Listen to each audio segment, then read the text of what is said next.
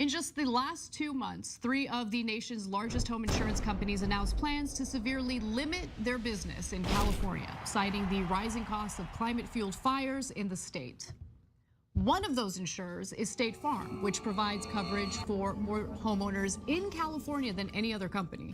So imagine the panic Californians felt when they heard their insurer will no longer offer coverage in the entire state.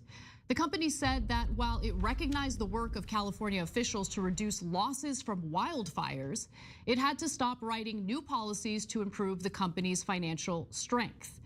Now, the problem with wildfires in California is that over the last few decades, they've been occurring more often and with more severity. Sometimes the fires are sparked by old faulty equipment that private utility companies decided against upgrading. After all, why spend money to improve nearly century-old equipment when PG&E can maximize its profits and get bailed out by the state's taxpayers when lawsuits bankrupt them? But longer climate-fueled droughts have led to drier conditions in California, turning the state into a tinderbox. One of the worst fire seasons in the state occurred in 2017 when a series of blazes killed 47 people. The fires also burned more than 1.5 million acres of land and destroyed or damaged more than 10,000 structures. Adding insult to injury, the disaster led to homeowners losing their insurance policies entirely because insurers were no longer willing to cover homes in vulnerable areas. Now, more companies keep slashing their policies. This means that if and when disaster strikes, homeowners will have a much harder time either rebuilding or relocating. Now, if the ongoing climate crisis doesn't concern you, if you're not worried about it at all, maybe the corporate greed evident in this debacle will. Turns out the very insurance companies that are refusing to provide coverage to homeowners due to the mounting costs of climate-related mayhem have invested heavily in the fossil fuel industry. After reviewing data from state regulators, the Lever reported that the 3 groups planning to limit or cease new business in California, that includes Farmers Insurance Group, State Farm, and Allstate, also hold nearly $40 billion in fossil fuel investments. Not only are these companies heavily invested in the very drivers of the climate emergency, the capital they've used for these investments can be risky and also tend to rob consumers of the resources they should be getting in insurance payouts.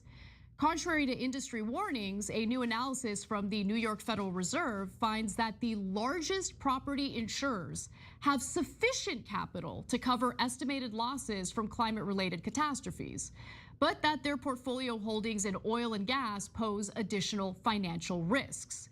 And instead of considering how their investments have contributed to the climate crisis, the industry is pushing for deregulation to free up their ability to engage in even more profit maximizing business practices.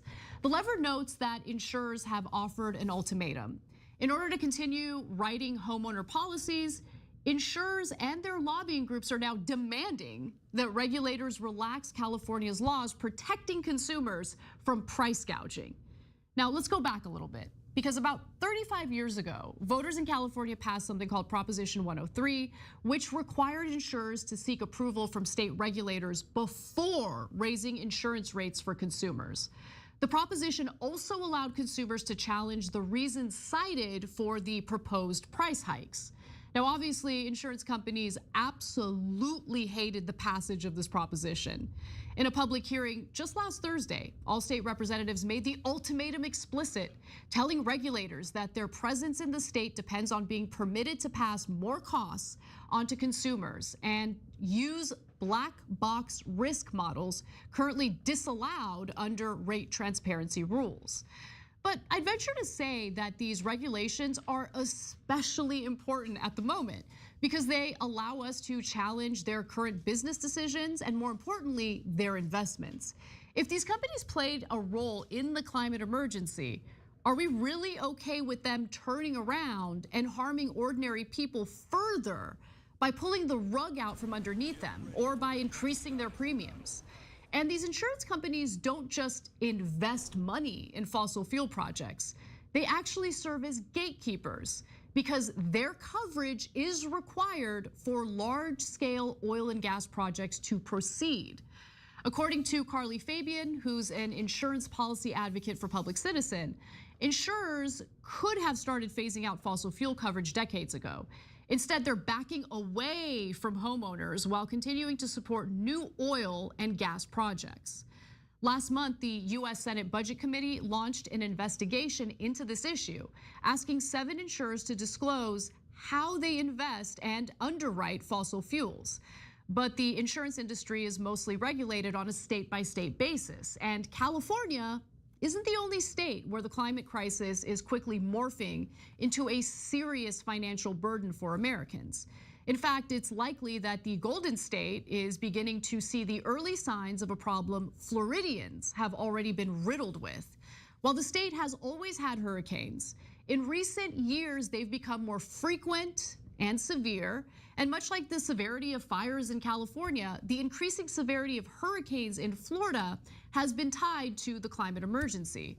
Over the years, Floridians have found it increasingly difficult to find storm coverage because big insurers have just left the state entirely. Farmers Insurance also plans to cancel about 1/3 of its homeowner policies in the Sunshine State, where consumers are already paying nearly triple the average rate nationwide. Now they're being told that their premiums are expected to increase by another 40% this year. And that's despite the passage of a raft of the insurance industry's preferred measures by the Florida legislature in the last year, including a law that will make it harder for homeowners to sue insurers that wrongfully delay, deny, or underpay claims. Now, while the industry has blamed frivolous lawsuits as the culprit of rising costs in Florida, autopsies of bankrupt insurers have pointed to bloated executive payouts as a key issue. Homeowners in Fort Myers, for instance, haven't even been able to rebuild after the Hurricane Ian, which destroyed their homes last year. Left with no choice, many of them are selling their plots of land to corporate and all-cash buyers. Making matters worse, the smaller private insurers that remain are struggling to stay afloat. So the state government came up with a solution that worked until it didn't.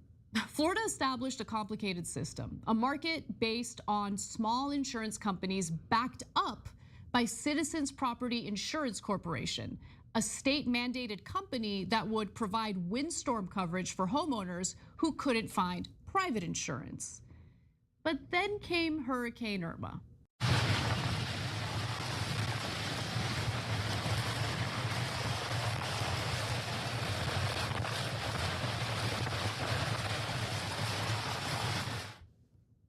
That Category 4 storm made landfall in the Florida Keys and moved up the coast. Irma was the first in a series of storms that devastated parts of the state. Here's some of Irma's aftermath.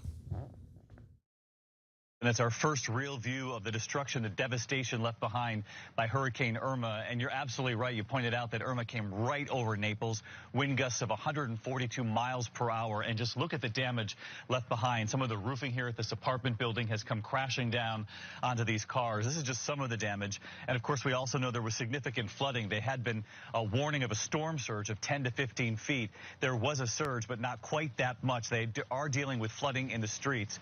But if you look behind me here, you can see the trees came down, the fencing came down, and state emergency management officials say they truly do not have the scope of the damage until they can get out. Now, believe it or not, that hurricane could have been worse, much worse. It actually didn't cause a great deal of damage. But as I mentioned earlier, Irma was the first in a series of storms, including Hurricane Ian just last October. Rescuers struggled to reach people stranded by the floodwaters that Ian left behind after raking the state overnight. Are you guys okay? By midday, more than 500 people had been rescued in hardest hit Southwest Florida. The efforts are hampered by flooded roads and damaged bridges. This is what's left of the only connection between Sanibel and Captiva Islands and Florida's Gulf Coast. In Naples, docks floated down the Gordon River and buildings were completely submerged. Boats now sit between buildings in Fort Myers near where Ian made landfall. Some parts of the city were under 3 or 4 feet of water, turning homes into islands and causing severe damage. Insurers weren't just dealing with one bad year of claims that they could eventually recover from. They were confronted with several back-to-back years of costly storms. Since Hurricane Irma, almost every year has included terrible storms, making it impossible for insurers to build their reserves, allegedly. Now, as a result, more Floridians left the private market for Citizens, which has become the state's largest insurance provider. But it has its limitations. Citizens won't cover homes with a replacement cost of more than $700,000 or $1 million in Miami-Dade County and the Florida Keys. That leaves those homeowners with no choice but private coverage. And in parts of the state, that coverage is getting harder to find. Mark Friedlander, a spokesperson for Insurance Information Institute, details how severe this problem is, saying that over the past 18 months in Florida, 15 home insurers have placed moratoriums on writing new business. 4 carriers have announced plans to voluntarily withdraw from the market, and 7 companies have been declared insolvent. Currently, there are 18 Florida residential insurers on the state regulator's watch list due to concerns over their financial health. A model similar to Florida's has been implemented federally for flood insurance coverage. Back in 1968, Congress enacted the National Flood Insurance Program after private insurers refused to provide coverage for flooding and left homeowners with no options. For decades, the federal program worked as intended, but things changed as storms became more severe, resulting in growing and costlier losses. In recent years, homeowners have been slapped with higher rates. In 2021, FEMA, which runs the program, began setting rates equal to the actual flood risk facing homeowners, an effort to better communicate the true danger facing different properties and also to staunch the losses for the government. Now, the current cost of flood insurance for single family homes nationwide is $888 a year, according to FEMA. Under the new risk-based pricing, the average could cost about $1,808. Carolyn Koski, who serves as the Associate Vice President for Economics and Policy at the Environmental Defense Fund, argues that government-mandated programs like the Federal Flood Insurance Plan were meant to be a workaround to the failures of the private market. But as climate shocks get worse, she worries that we're now at a point where that's starting to crack. And I think she's right. Koski urges policymakers to find ways to reduce the risk people face by imposing more regulations, including tougher building standards in vulnerable areas, of course. And to be sure, every area at this point seems pretty vulnerable. And maybe if the cost of building in vulnerable parts of the country is too expensive, these regulations could serve as a deterrent for development. Who knows? What I do know is that ordinary people shouldn't be suffering financially while the very fossil fuel companies that played the largest role in destroying the planet get to, pocket the riches from their lucrative carbon emitting businesses.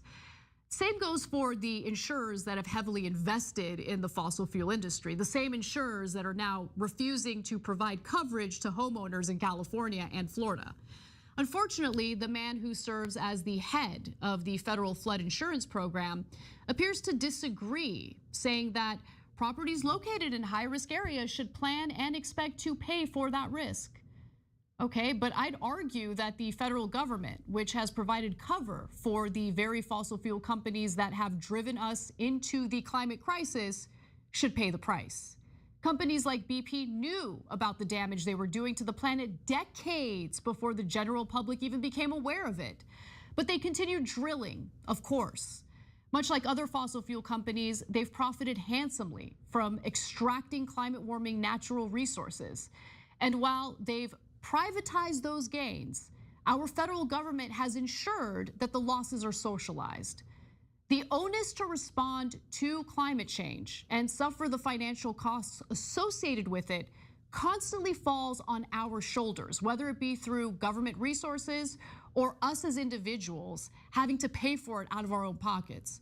Tom Corringham, a research economist with Scripps, the Scripps Institute of Oceanography at the University of California, San Diego, suggests that policymakers seriously consider buying properties that are at greatest risk or otherwise moving residents out of the most dangerous communities. He rightly points out that we can't just rely on the free market to sort things out. Well, when it comes to producing energy, the free market got us into this climate mess in the first place, and funding for any solutions should come from the oil, coal, and natural gas companies. And in the meantime, we do need to rely on nuclear energy if we need a clean energy source to close the gap that's left behind from these fossil fuel companies. Thanks for watching The Young Turks, really appreciate it. Another way to show support is through YouTube memberships. You'll get to interact with us more. There's live chat emojis, badges. You've got emojis of me, Anna, John, JR. So those are super fun. But you also get playback of our exclusive member-only shows and specials right after they air. So all of that, all you gotta do is click that join button right underneath the video. Thank you.